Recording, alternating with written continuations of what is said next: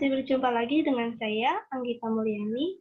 Kali ini, kita akan membahas materi tentang harmonisasi hak dan kewajiban manusia dalam perspektif Pancasila.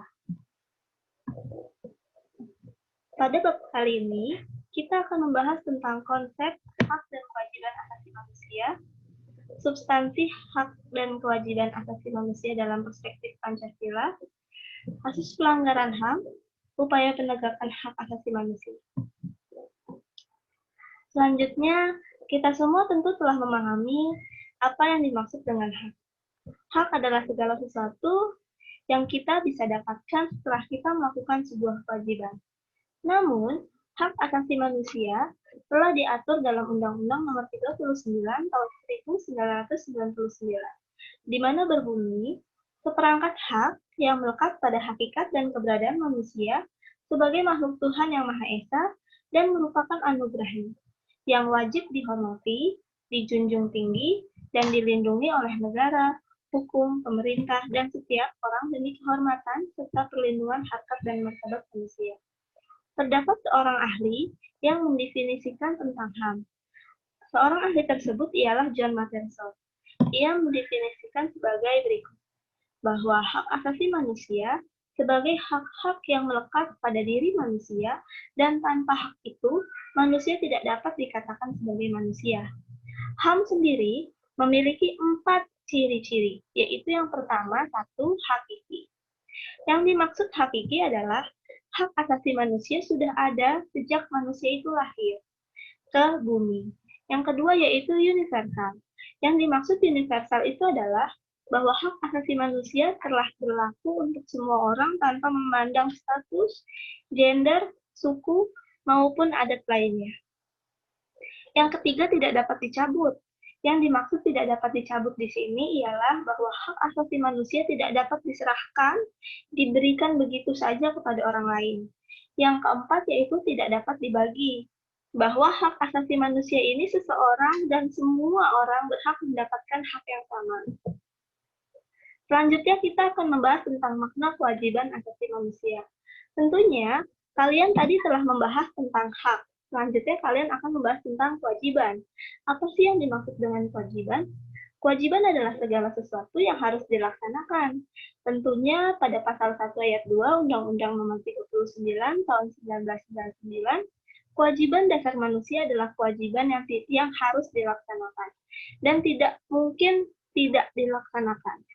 Jika tidak dilaksanakan, maka hak itu tidak akan kita dapatkan atau kita tidak akan merasakan hak tersebut. Karena hak dan kewajiban merupakan dua hal yang saling berkaitan atau memiliki hubungan kausalitas. Selanjutnya kita masuk dalam substansi hak dan kewajiban asasi manusia dalam Pancasila. Terdapat hubungan hak dan kewajiban manusia dalam Pancasila. Hubungannya dalam sila pertama saja berkaitan dengan nilai-nilai agama, di mana hak asasi dan kewajiban manusia itu menjamin untuk memeluk agama, melaksanakan ibadah, kewajiban, dan untuk menghormati perbedaan agama. Yang kedua yaitu menjamin untuk mendapatkan hak-hak jaminan dan perlindungan hukum yang sama. Yang ketiga yaitu tentang sikap rela berkorban, gotong royong, dan saling membantu, menjamin hak untuk bergaul dalam semangat persatuan.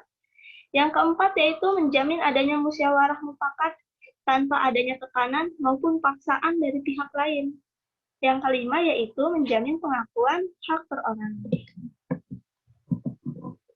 Selanjutnya kita membahas tentang hak dan kewajiban manusia dalam nilai instrumental. Tentunya kalian bertanya-tanya, apa itu nilai instrumental?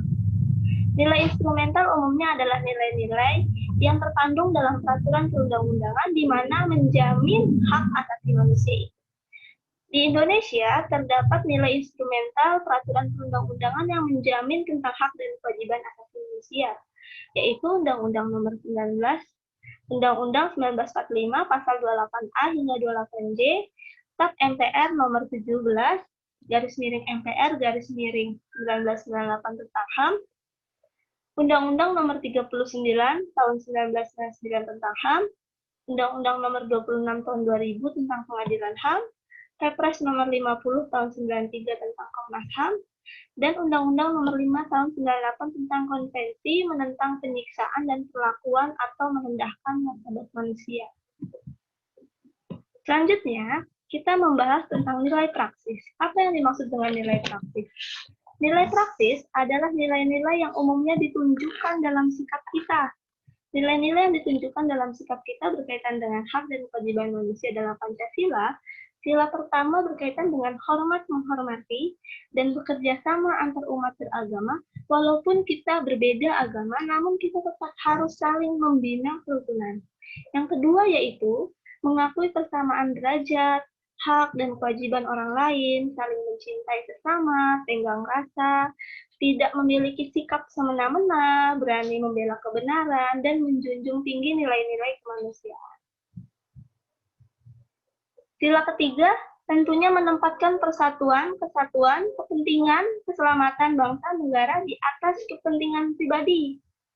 Yang selanjutnya rela berkorban, cinta tanah air, bangga terhadap bangsa Indonesia, itu merupakan sikap nasionalisme dan patriotisme. Yang keempat yaitu mengutamakan kepentingan negara dan masyarakat. Tidak memaksakan kehendak kepada orang lain, mengutamakan musyawarah, menerima dan melaksanakan setiap keputusan, serta mampu untuk mempertanggungjawabkan setiap keputusan yang diambil. Sila kelima berkaitan dengan menjaga keseimbangan antara hak dan kewajiban manusia, menghormati hak orang lain, rela bekerja keras, menjauhi sifat dan sikap boros, pemerasan, gaya hidup mewah, dan suka memberi pertolongan kepada orang lain. Selanjutnya, di Indonesia telah banyak mengalami kasus-kasus pelanggaran HAM. Kasus pelanggaran HAM umumnya terjadi karena dua faktor. Faktor yang pertama yaitu faktor egois, rendahnya kesadaran HAM, sikap tidak toleran, itu merupakan faktor-faktor yang umumnya timbul dari dalam diri pelaku. Yang kedua yaitu faktor yang berasal dari luar. Dari luar itu seperti penyalahgunaan kekuasaan, ketidaktegasan aparat penegak hukum, penyalahgunaan teknologi, hingga kesenjangan sosial dan ekonomi yang cukup tinggi. Oleh karena itu, terdapat sejarah mencatat kasus pelanggaran HAM di Indonesia. Seperti kasus kerusuhan Tanjung Priuk pada 12 September 1984 di mana menewaskan 24 orang, 36 luka berat, dan 19 luka ringan, dan 14 terdakwa hanya dinyatakan bebas. Justru sangat ironi ya. Lalu penyerbuan kantor Partai Demokrasi. Terdapat penembakan mahasiswa Trisakti, selanjutnya tragedi Semanggi 1 hingga tragedi Semanggi 2, hingga tragedi runtutan kasus penculikan aktivis dari tahun 97-98 untuk menegakkan negara yang demokrasi itu pasti adalah yang menimbulkan sebuah pelanggaran. Sebenarnya apakah bangsa Indonesia telah berupaya untuk mencegah pelanggaran itu terjadi? Sudah, bangsa Indonesia sudah berupaya dengan membentuk Komnas HAM. Komnas HAM sendiri dibentuk pada tanggal 7 Juli 1993 melalui Kepres nomor 50 tahun 1993, di mana Komnas HAM adalah lembaga mandiri yang setingkat lembaga lainnya yang berfungsi sebagai lembaga pengkajian, penelitian, penyuluhan, pemantauan, dan mediasi HAM. Beranggotakan 35 orang dan dipilih oleh DPR dengan masa jabatan 5 tahun. Pada umumnya, Komnas HAM memiliki wewenang. Wewenang Komnas HAM seperti melakukan perdamaian, menyelesaikan masalah, menyampaikan rekomendasi atas suatu kasus pelanggaran HAM, memberikan saran kepada pihak yang bermasalah. Selanjutnya, pemerintah juga telah membentuk instrumen HAM. Instrumen HAM yaitu perundang-undangan yang mengatur tentang masalah HAM, seperti TAP MPR nomor 17/MPR/98, Undang-Undang nomor 39 tahun 99 tentang HAM, Undang-Undang nomor 26 tahun 2000 tentang pengadilan HAM, Undang-Undang nomor 3 tahun 97 tentang pengadilan anak, hingga Undang-Undang nomor 23 tahun 2002 tentang perlindungan anak. Pembentukan pengadilan HAM juga merupakan salah satu upaya pemerintah untuk mengurangi kasus pelanggaran HAM di Indonesia yang sangat tinggi. Dengan diaturnya Undang-Undang nomor 26 tahun 2000 Pengadilan HAM adalah pengadilan khusus terhadap pengadilan HAM berat yang diharapkan dapat melindungi hak-hak asasi manusia, baik perseorangan maupun masyarakat. Pengadilan HAM menjadi dasar penegakan hukum, keadilan, dan perasaan aman bagi perseorangan maupun masyarakat. Terdapat beberapa upaya pencegahan pelanggaran HAM.